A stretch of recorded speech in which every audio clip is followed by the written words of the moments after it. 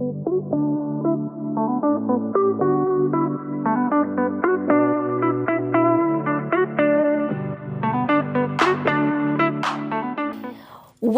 back to another episode of Heartfelt Conversations with Wedera Kibinda. And yes, I am Wedera Kibinda, your favorite thought provoker and conversation starter. Well, we have been talking about raising teens, we've spoken about communication, we've spoken about youth and governance, and today we're going to take a slightly different tangent. We are going to be talking about cross-cultural marriages and how to fireproof your relationship devoid of cultures.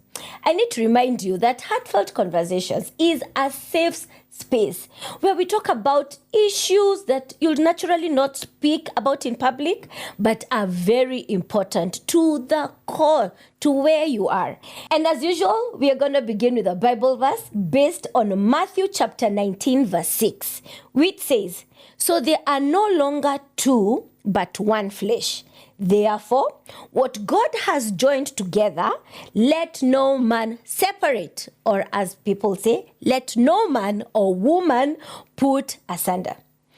On our episode today on Heartfelt Conversations, I'm joined by, again, a dynamic duo, Don Otieno, if I may, a father, a husband, a worshiper, and an entrepreneur. I feel like calling you a serial entrepreneur. You have a strong, resilient heart and grit for business. So, karibu sana, Don Otieno. Asante sana. And then I am joined by Cynthia Waboi Otieno, a mother, a wife, a pastor, a marriage counselor.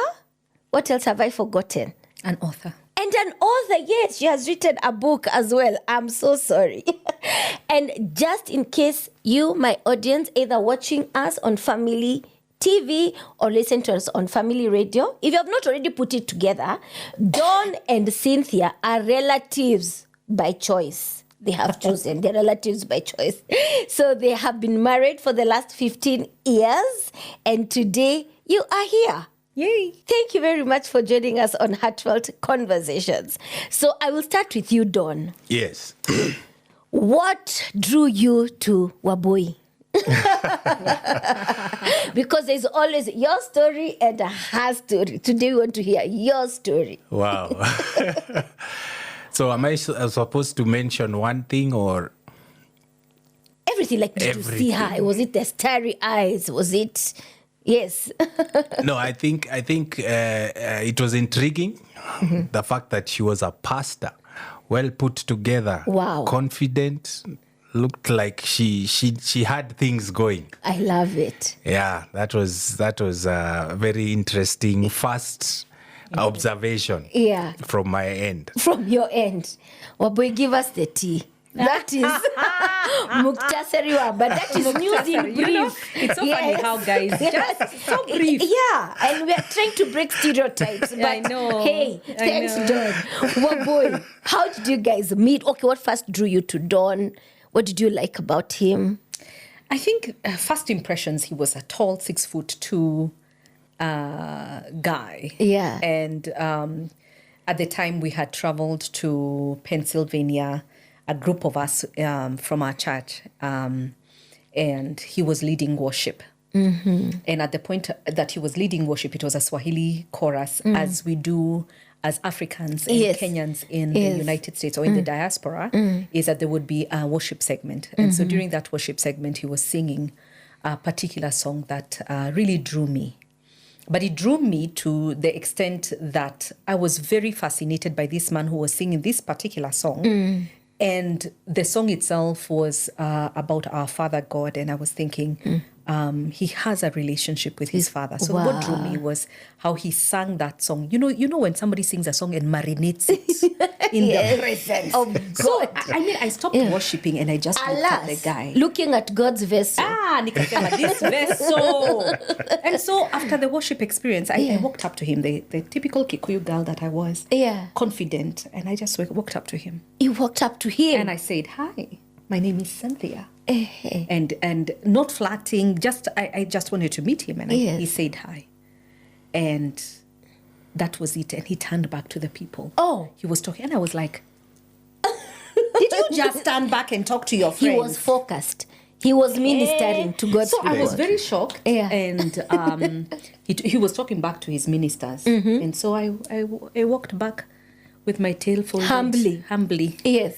To where I was. Yeah. Yeah, that was our first meeting. Oh, wow. Dawn, you did not, nothing crossed your mind?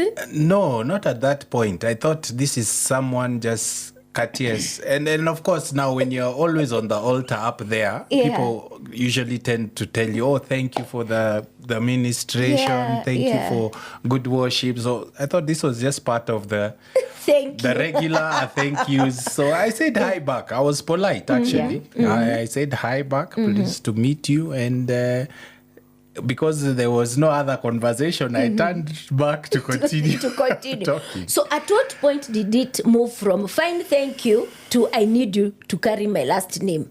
That is so cool. That is cool. So much happened. So much happened in such a short time. But what happened is we became friends through the ministries that we were serving in. And for me, immediately after that, I went back to Ohio. I even dated somebody else who was in a relationship. And so it never crossed my mind that we'd meet again. But after that, we did cross paths again during my ordination. Wow. As a reverend. Yes. And so he was invited to lead worship. And during that time, he asked me out for dinner. And I was like, oh. You're asking the reverend. Yes. Just ordained for dinner. Upon which you said, of course, I was going to eat food. I love me and food. We are in the same WhatsApp. Yes. So anyway, we had planned to do dinner. And during that time, my sister had visited. And so because it was my ordination, it was a big event we were having, Nini. So my sister said, when she heard that I was going for dinner with with Dawn, who at that time we were not really dating, he's asked me out for dinner. My sister says, you need a chaperone, Reverend. I love it. And I'm like, I don't need a chaperone. I'm a 30-something-year-old woman. I should be able to hold something to myself. Yeah. And she says, no. I'm coming. And I'll come with my 2 children because we can't leave them home. And we'll come with a help that is helping with the baby. It's a group and so date. I was like, oh my goodness. If this guy survives this date, for sure he's a keeper. He's the one. If he survives with my family, because we are very talkative. Yes. He survived. And the rest is history. Don't talk about your survival. Yes, tell us on your side of the story. I think were you whelmed, just about to be overwhelmed? Like all this, you asked for one girl, you got a package of a sister, a nanny, 2 children. Yeah. Honestly speaking, it was a new experience. First, it was my first time visiting that state. It was my first time in Ohio. Yeah.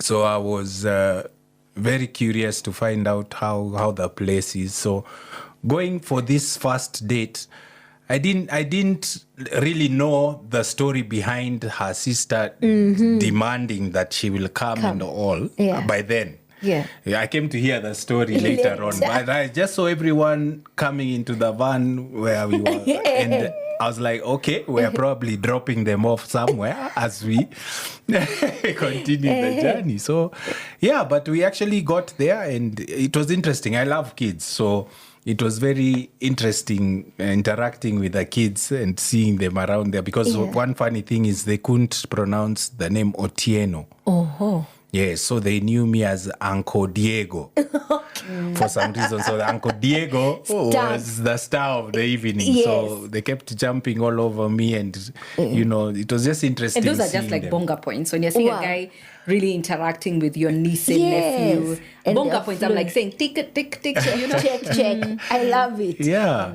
So it was interesting, but the so-called help was an old shosho from here. Yes. And she spoke Kikuyu. Throughout. Yeah. And I remember she refused to understand that she don't know Kikuyu. Yeah. She was even asked to pray, and one of the comments, one of the kids were like, no, she'll pray too long. Okay. She'll pray too long, and she's in one Kikuyu. of those. So I love that you bring us now to that road. Yeah. Because when you're here dating this beautiful girl, you have seen, you have loved her confidence, you have loved how she shows up.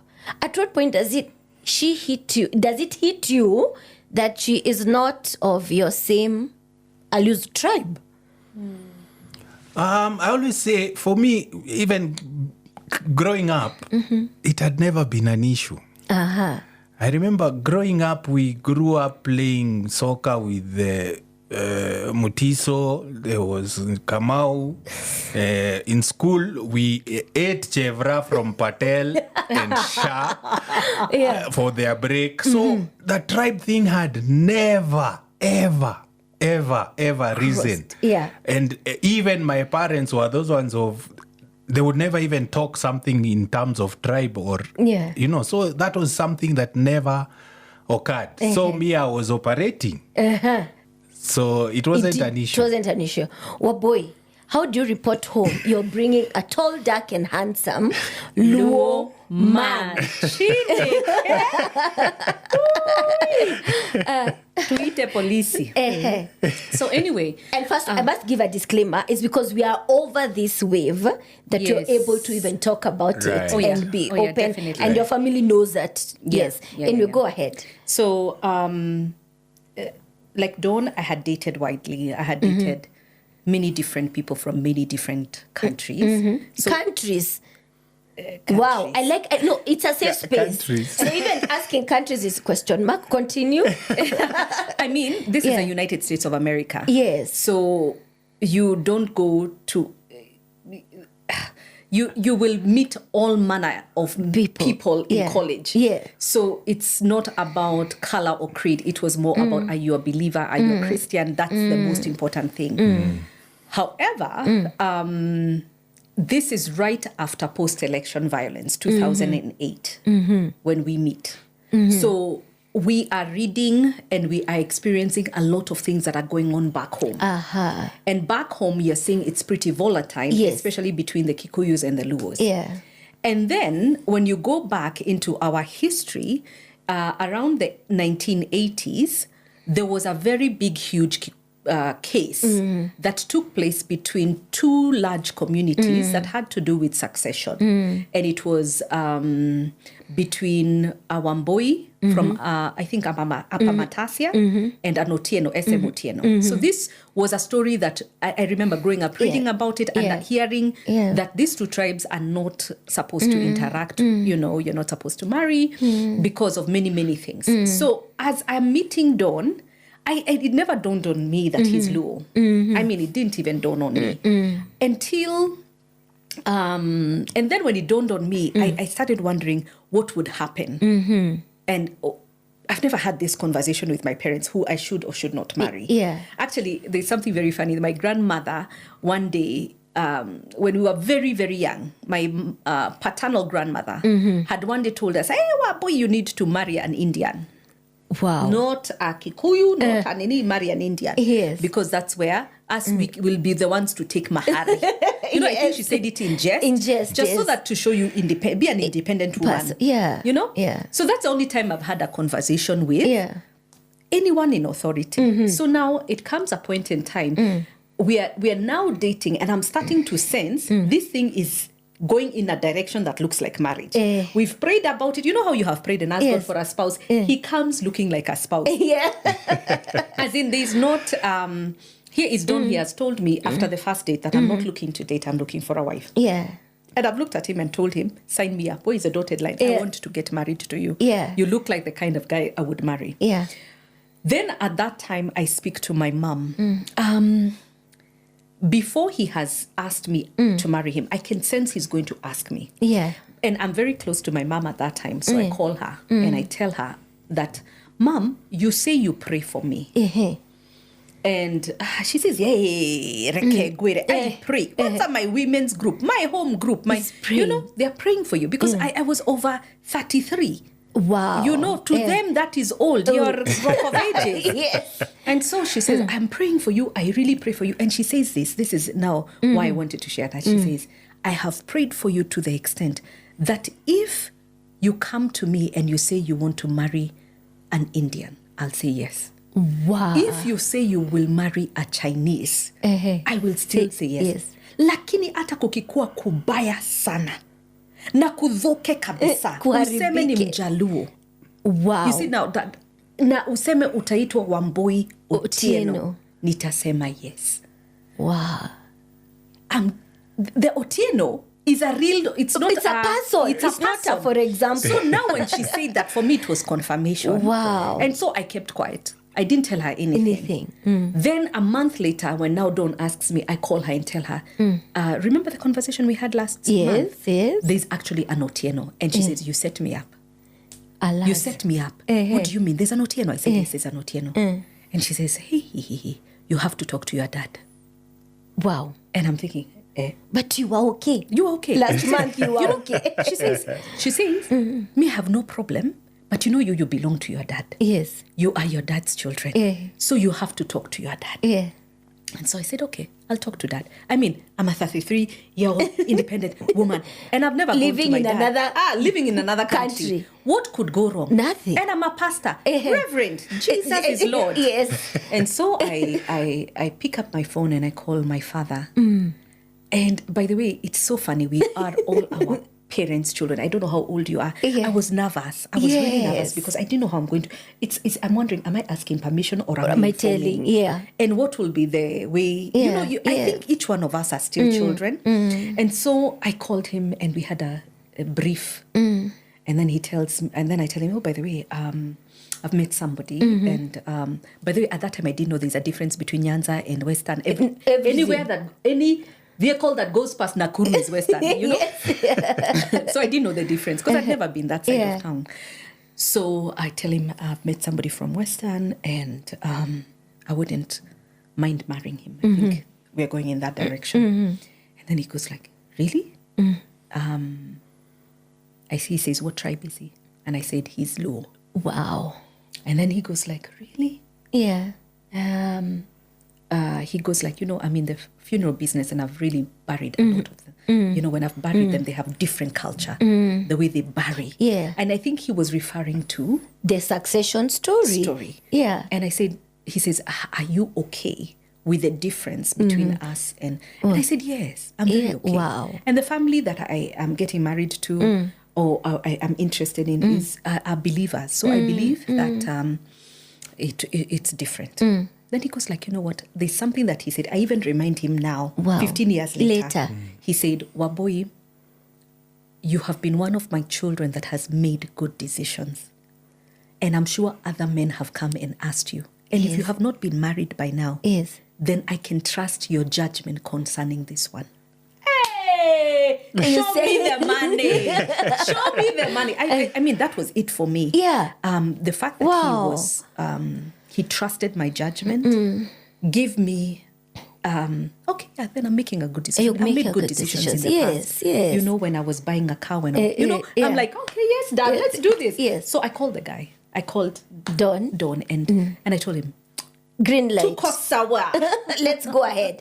Yeah. So you have gotten married. Yes. And I love that story because it gives us context. One, for someone who has either not told their parents about it because of, I call it inheriting enemies. Yes. We were not there. We don't know what happened. Yeah. But the story has been told over and over. These people and these people don't mix, But here you are, you have accepted.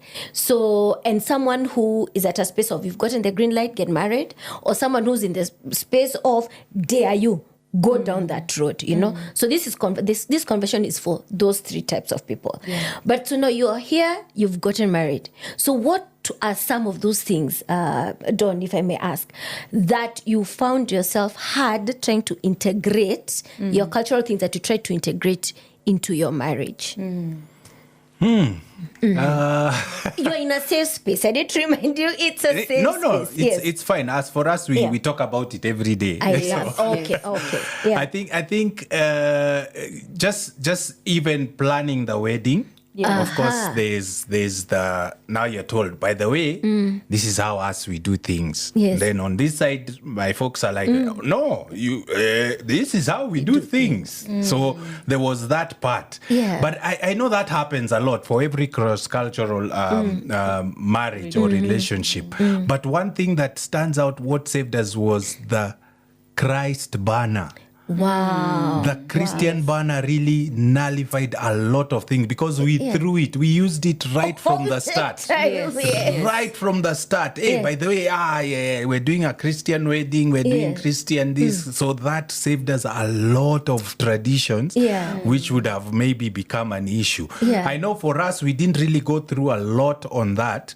But the stories we hear, the couples we talk to, they actually get stuck right from the, what do you call it, Rurashio? Yes, the dowry payment. Before you even, there's a lot of issues right from there. So for us, there was that, but the Christ banner, the Christianity card, we amplified it big time, and that saved us a lot of drama, if I may say, that would have arisen. But going forward, I mean, you get to realize we are different backgrounds, different families. You find Cynthia's family is loud and opinionated, and they'll tell you. As it is. Yes, on my side, we are more chilled. I remember Cynthia coming to our place and finding it's a Sunday, and we are all in the house. And sitting everyone quietly. Is just seated there doing... And it's not even phone. People, it wasn't the era of phones. Mind your own business. Wow. And we are quiet. And Cynthia was like, what's going on? Is everything okay? She wondered. But we were okay. It's just that we are here and we relax. Then I visited their place. And you're asking, what is the crisis I was almost running out because as we are excited. We talk, we are expressive, we are animated. If there's a crisis, we will try and solve that crisis there and then with hard emotions, and sometimes we'll be very emotional about it, and it will be solved, and we'll be hugging each other and loving each other and loving on each other there and then. And so for me, that's a difference, and we had to learn how to do that. And I think one of the things that stood out is before we got married, and I think this is a very key point for cross-cultural marriages or anyone getting married, because even when it comes to family background, that's already a cultural experience, is that we sat down with a piece of paper and divided it into two. And we said, what are the things that are similar, that will hold us together, and what are the things that will break us? And we named them. Please name them. Name them the ones for not working against you. The ones that were going to work against us is that if or when God gives us children, how are we going to name them? Because naming can become a big emotional issue on both cultures. If and when, what was the other one that we talked about? Holidays and Christmases and all that. How are we going to do holidays? Because those are other very contentious differences in how we do certain occasions as families. How are we going to do that? Those are only two. Can you think of one? I can't think of another one. So we wrote them all down.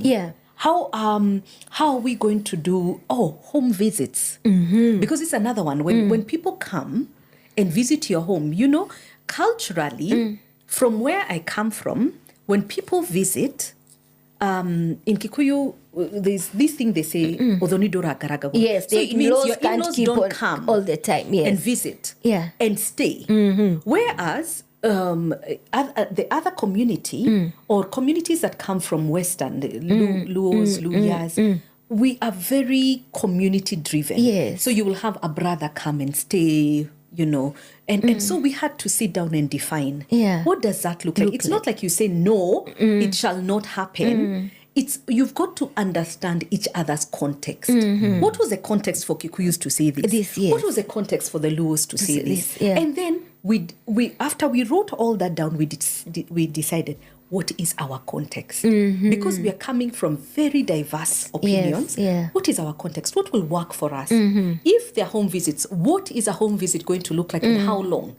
Do you know that for us, doing that, and I believe that was godly wisdom. It's not because we are great people. It's not because we had thought through this.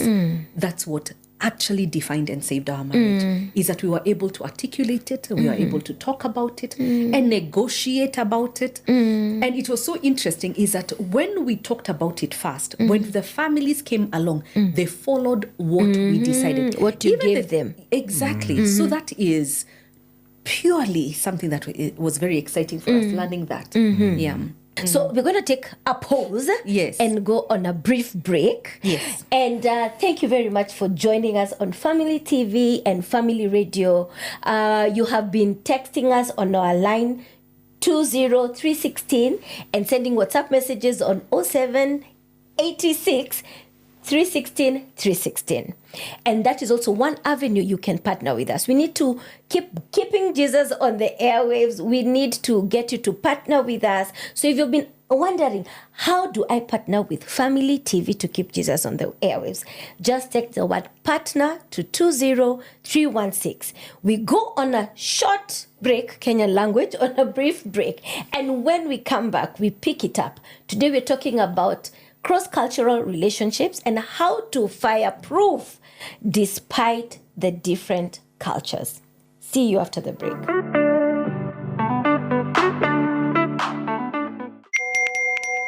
We are living in a lost and broken world, constantly bombarded by messages of hate and atrocities.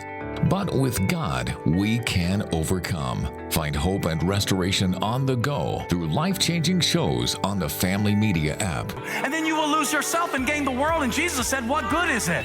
Get to stream Family TV and Family Radio straight from your phone. Catch up on a show you missed or create video streaming playlists by saving and watching videos from our huge variety of shows at your own convenience. Download the Family Media app, available for all Android and iOS users on the Google Play Store and Apple Store respectively. Family Media, keeping Jesus on the airwaves. Welcome back to the second part of Heartfelt Conversations with Waithera Kibinda. And I am Waithera Kibinda, your favorite thought-provoking conversation starter.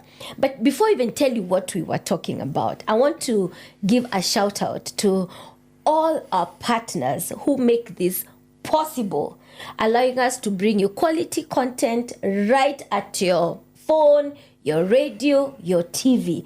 God truly bless you. And if you've been wondering how to partner with us to bring quality content to continue keeping Jesus on the airwaves, you can text the word partner to 20316 or send us a WhatsApp on 0786 316 316 and we will get back to you. Now, if you missed the first half of this conversation, don't worry. We got you. We got you.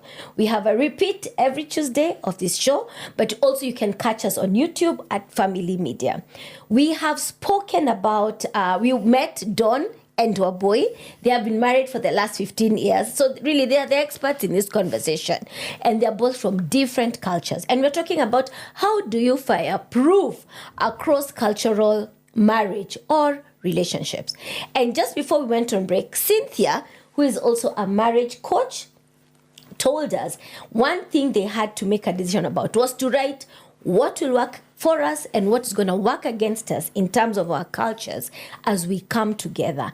And the amazing thing is that Jesus was at the center, and then their decisions were surrounding Jesus at the center. So everyone else bringing their opinion is already bringing it at an established system or structure. But I want to hear something because naming is a big deal. So there's a way the Bantus or the Kikuyus will name their children. There's a way the Nilots or the people from Lowland will name their children. So how did you settle on naming your children? Don, I'll start with you. All right. I think that's one of the conversations we had, like Cynthia stated, which was a plus because we didn't wait for that time to reach. Having that conversation beforehand makes that time manageable when it comes. So we sat and we decided, you know what, here we know how it will go. And we settled on doing Hebrew names. All right. You know? So for our girls, we have Hebrew first names. Yes. And then now when we went to the second part, the second names, we decided to do attributes. For the second girl was supposed to be her mother. Yeah. You know, so we took her mother's attributes. Yes, we didn't call the name, but we took mom's attributes. Yes. So if, for example, she was loving, you called the Hebrew name and Pendo. Yes. You know, or if she was hardworking, the Hebrew name and Nyakeo. Exactly. And the first name, the first daughter. So the first daughter, we gave Hawi. Hawi, which was an attribute of what? Peace. You tell us it is. It is like peace. love or peace, Yes, of a name. Wow. Yeah. I'll come to you now as a coach. When we sit at that therapy couch, Yes. and we've brought you all our problems as a cross-cultural couple, what are some of the things you see young couples especially are fighting over? Like they are disagreeing. Like this one is make or break. Yeah. It's very interesting is that when we look at cross-cultural love, one of the things that we find that couples will fight over is that we're going to inherit pain. And we come with our inherited baggage or pain from our culture, and we bring it into the table. For instance. For example, this was a couple of, in 2013, a couple was to get married. They were mature couple. They had been in their 40s. And during the elections, they were cross-cultural. She comes from this particular dominant tribe, and he comes from another dominant tribe from Western. And when the announcement was done of who became the president, they broke up. Take a minute. They broke up. The president who does not even know your ID number. Yes. My goodness. But it became so contentious. Yes. And so volatile because it moved from you and me having a relationship to your people are thieves. Your people have always stolen from our people. And I cannot find myself marrying a woman from this particular tribe that are thieves. Yes. And so this is just an extreme example of how sometimes historical pains have become our pain. And if you haven't gone through therapy or gone through healing, it's very easy for you now to carry that into a marriage relationship. And then if you don't deal with that baggage, every time she does something or he does something, your people are lazy. Your people are thieves. Your people have been abused. Yes. So it's very important that in a coaching or a counseling setting is to understand our backgrounds. And then it's also very important to understand from the couple, what is it that you want? Because like for us, I think our saving grace, of course, knowing God is everything, but also sitting down and saying, what is a marriage that God has built for us that will last a lifetime? And if you could do anything, what does that look like? Paint a picture. You see, the thing is, Waithera, to be totally honest, when we're building businesses, we plan. Yes. When we are building a house, we have a very good plan. We put all the finances.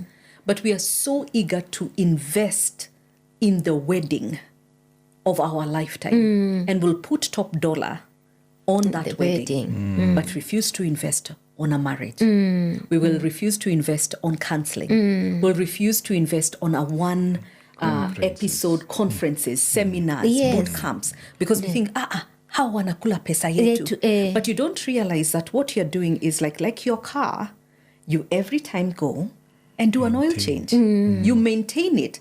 When you bought the car, it did not say that oil change is for the rest of its life. I love it. You need to go for service. And you will see the car that goes for service has good, but I know nothing about cars. But a good car. It's a good analogy. Takes you longer. Yes.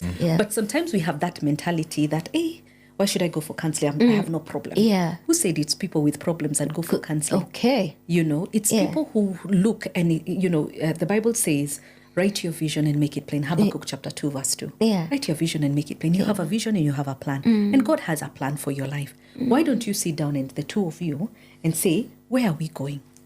Tunaenda wapi? Katika jina la Yesu. And why are we going where we are going? And what does it look like? If we go where what will be required of us to get there? Yeah. And why? Do you know you can sit down for a whole year talking that conversation and you make a plan? And I think that's what God has allowed us to teach and to equip others in making those plans. Because imagine we are already very skilled people as human beings and we have the potential to do great things. But guess what? We need to be very intentional to make the impact that we need to make with each other and for ourselves as well. So that service is important. I deal first with my post-trauma, my inherited enemies that I picked culturally. That you had nothing to do with. I had nothing. I was not there when they were fighting. And you need to even ask yourself, maybe they were having a headache that day when they decided to have that. Or maybe it had something to do with two cows that gongad each other. And then, but you take that problem and make it yours. Decades and decades, and it's passed on. Yes. Wow. Dawn, as you invest, because I think one fruit between your marriage is that your parenting is working, your marriage is working. What advice do you give your daughters, even as they look for a potential partner? And because our children, the world they are growing in now is tribeless, is colorless, is all those things. What are those things you tell your daughters?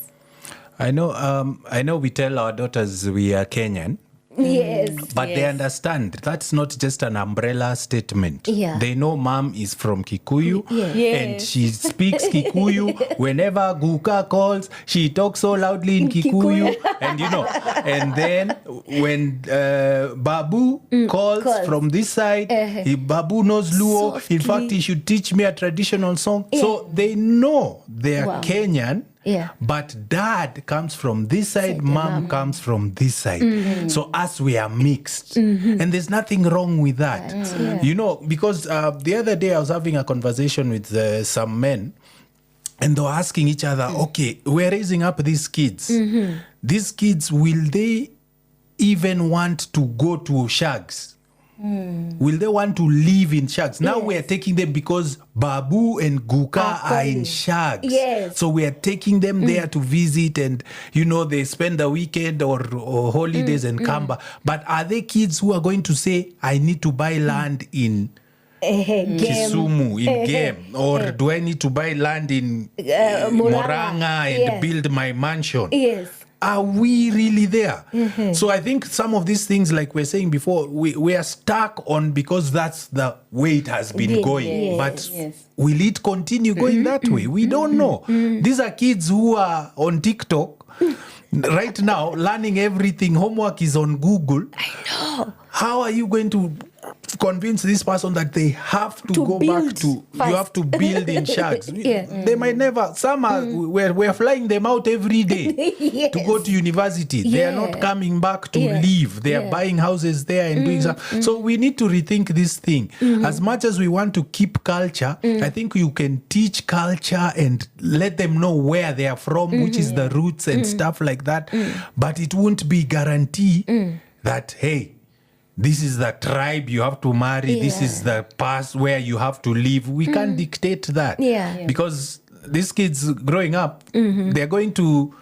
They belong to the world. They are going to group of schools. Yes. That even in Kenya here, you find that have even international students, leave alone your fellow Kenyans. So how are you going to tell this person, no, look for a Kikuyu girl or look for a Mujaluo? It's difficult. It's hard. So I think the banner still stands as long as you both believe in Christ, you're doing what you know is right in God's eyes, then you walk by that.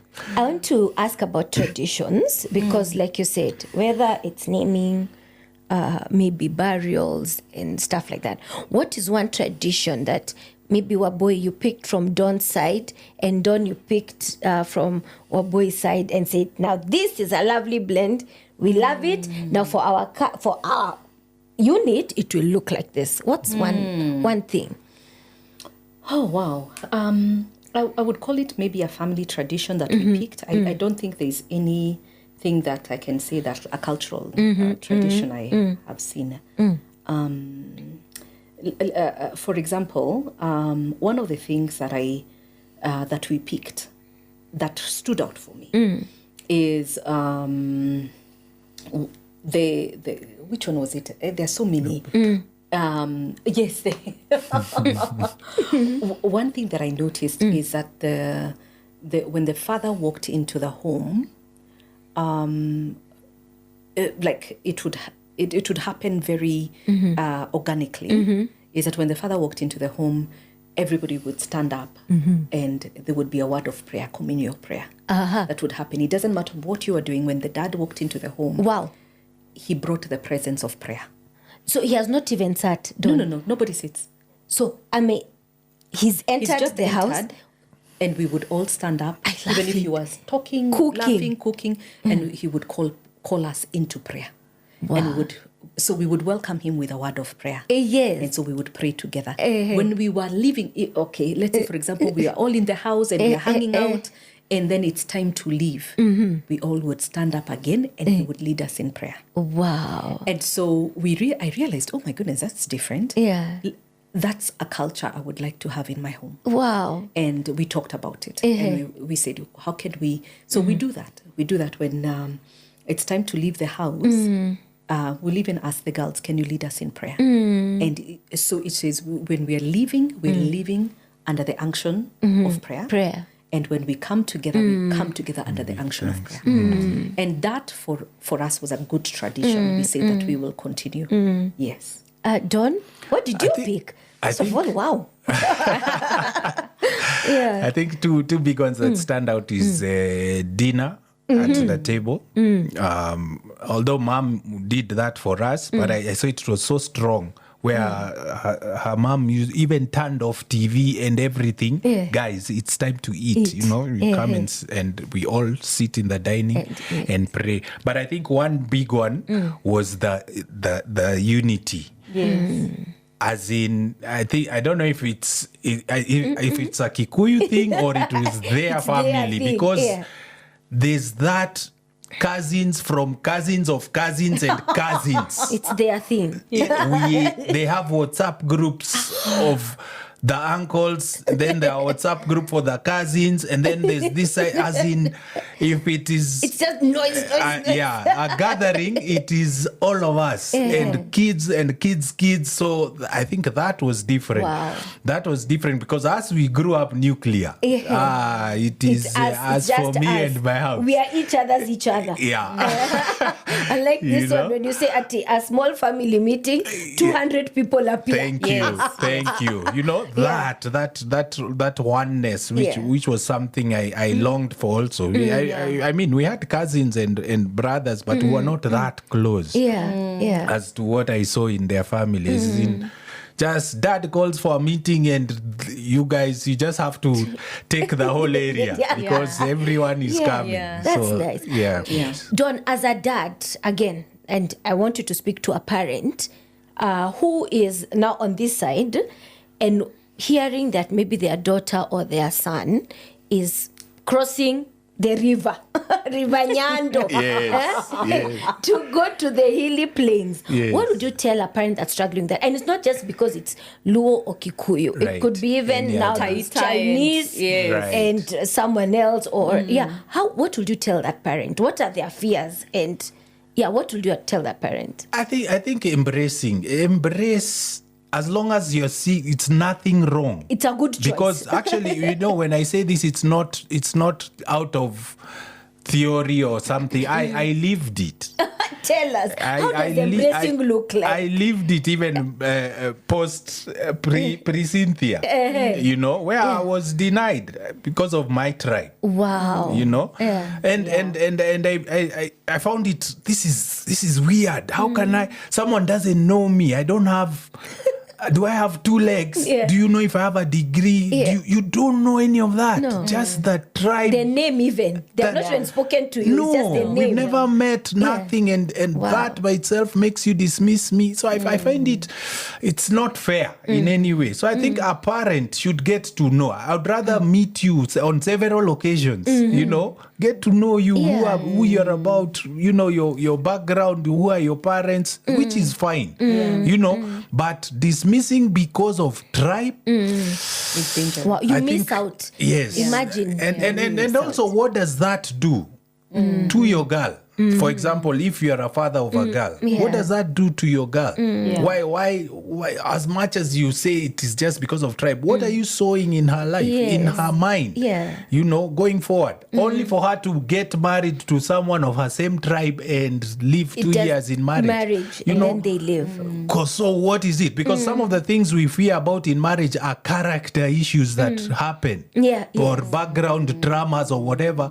Those have nothing to do with your tribe. Those can be fixed. Those can happen to anyone. Anybody. Because when we talk of abuse in marriage, Indians abuse, Luos abuse, Kikuyus abuse. It's a not character station. issue. Yes. So it's the person. Get to know the person who your daughter is Be interested in. curious about them. Yes, and then be there in their lives, because I think that trauma we are causing to these kids just because of tribe becomes an issue now huko mbele. You know, we've had a situation where we've had a family refused a certain during dowry, really demanded and no, this is our culture, we have to. And this groom he really loved this girl, so he did everything, you know, and paid the millions he As was they demanded asked for.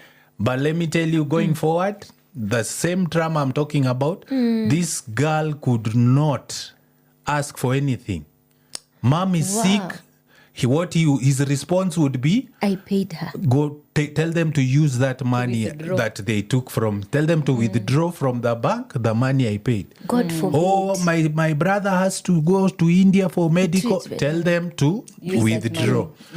So you're starting your kids with pain going forward. You're actually, Resentment.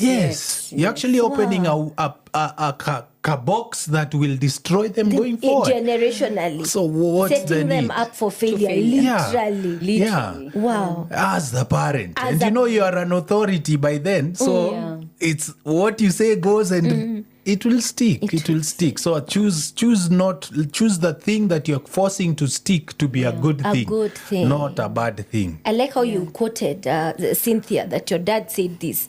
Then you felt a release to even go ahead and that blessing. But I want to ask about mentorship and accountability in cross-cultural. I don't know if you guys have mentor couples. Are they from different cultures? But what role does mentorship and accountability play in a cross-cultural relationship? Now, for us, what we figured out is that we realized we didn't have a lot of other couples who had cross-cultural relationships. Actually, when we did our premarital counseling, there were, I think, 1 or 2 other couples who took us through premarital counseling, and we realized, this is a movement that is important. And so we realized that we were sensitized to the pain, to the fears, to the insecurities, and even the stereotypes that people, as soon as as a pastor, I would be officiating a wedding and I go to a certain area, they will look at me very funny, Waboyotiano, and immediately a conversation starts. So I realized there are still very subtle pains that go on within our communities. And so we realized that we have a responsibility, not just as pastors, but as relationship coaches, to mentor younger couples or people who are planning to get married, because we were already in that space. So Don and I intentionally mentor couples. Intentional, we have a group actually called Cross-Cultural Love. Oh, wow. Yes. So someone there listening can join Cross-Cultural Love. Cross-Cultural Love. Yeah. And what we said is that let's put all these people together in a group, because within us, if you want to go for a rurashio, and let me tell you something, sometimes what brings brings animosity is when people feel you're unique and alone by yourself. But if we all go together and Yawaboyotieno Joki, Kikorir, you know, it makes it so beautiful when a whole blend of cultures come together to support. to your nyombo. Your function. Yes. Your function. So we said, can we be a support group? Can we be a group that meets, that even talks about certain issues? You know, if you need us to come. I remember there's a time one of us was getting married and they needed us to all go. And we all went as...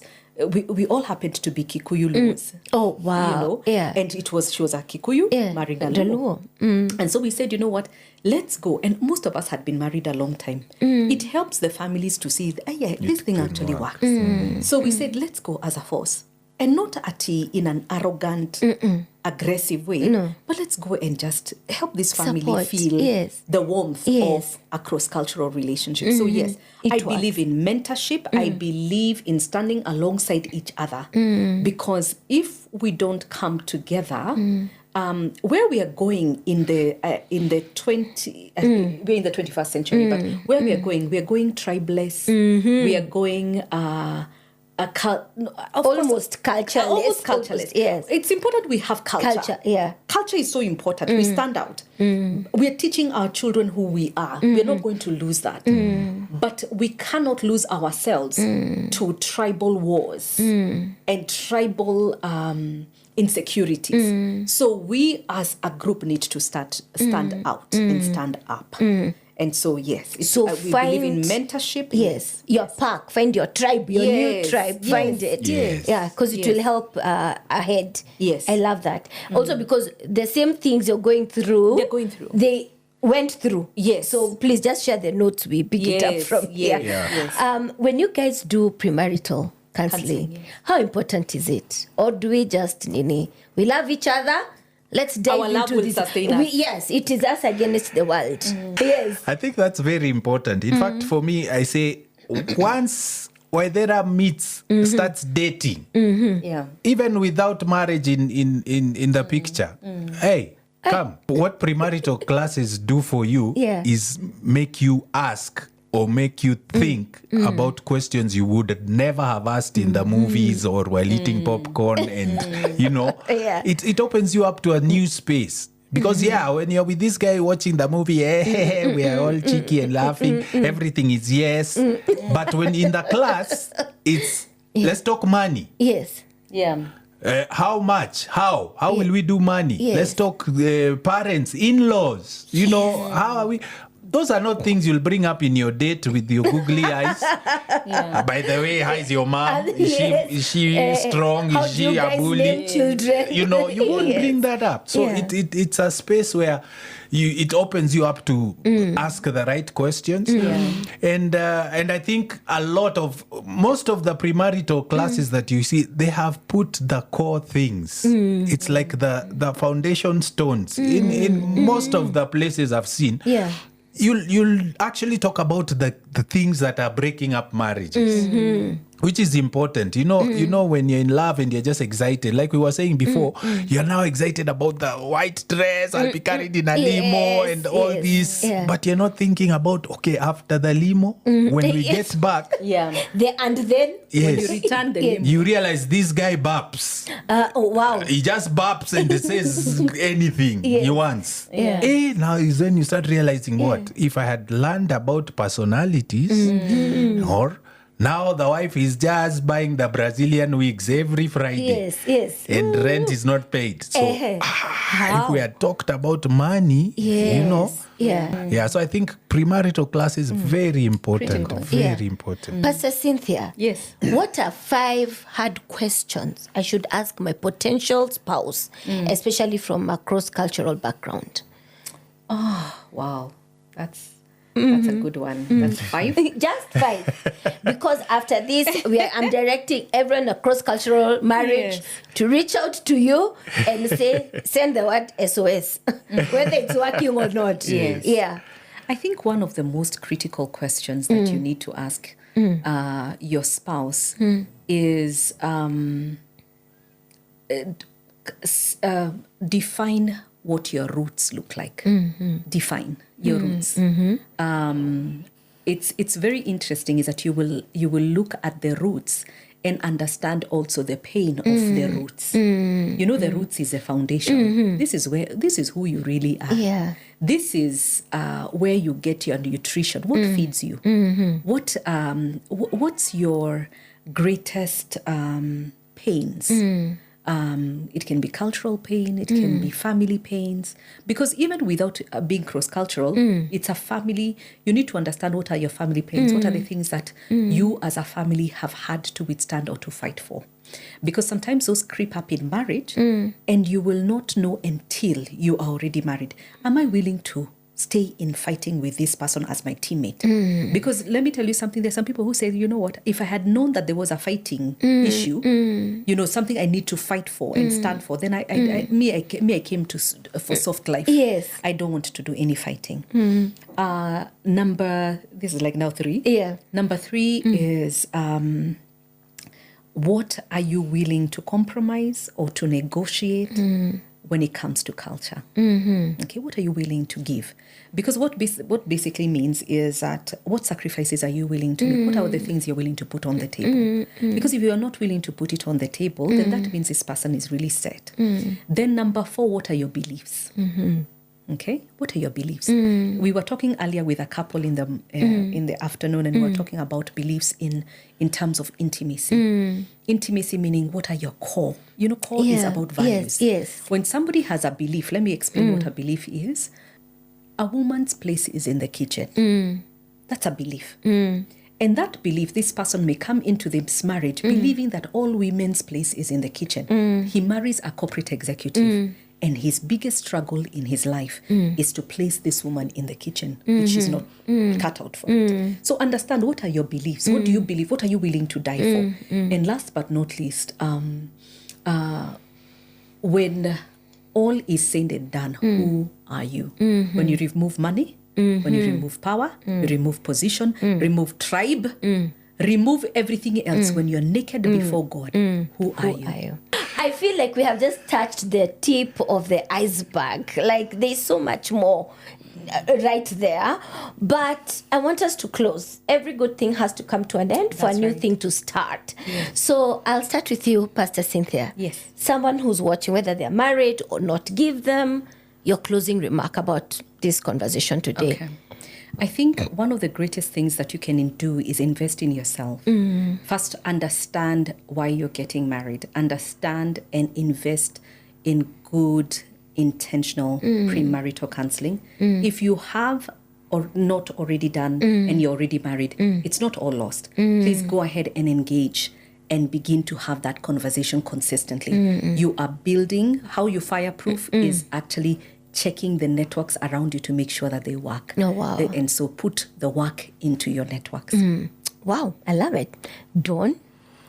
For me, it is very simple. Marriage works, but requires work. Marriage works, but it requires work. Yes. So actually put in everything to make sure your marriage works. Don't just give up. Because many times we have wrong perceptions, wrong ideas, wrong upbringing that can cause your marriage to fail, but it doesn't have to. I think that's what we were saying before. Get help.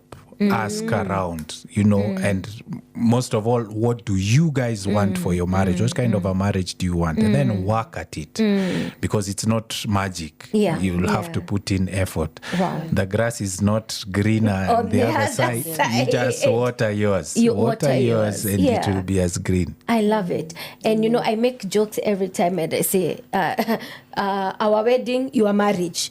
Once the limousine is gone, the pilau is finished, the chicken is done. Yes. It is your marriage. Yes. We have to come to a close, and we started with the words of Matthew, that whatever God has put together, let no man, let no culture, let no woman put asunder. If you're in a cross-cultural relationship, or someone in a cross-cultural relationship, ask them to tune in.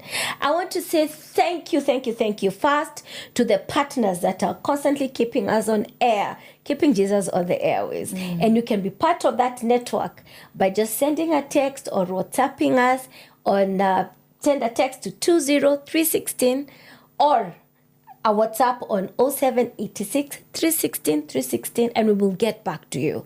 I also want to give a big shout out to the team behind the camera that makes this content amazing, gets to you on time. Every Tuesday, it's a hot date. You and I are having heartfelt conversation. Thank you. Thank you very much. We close this episode, and I am grateful for the opportunity. Check us out on Family TV, on Family Radio. And until next time, from my guests and I, it is cheerio, and see you next Tuesday.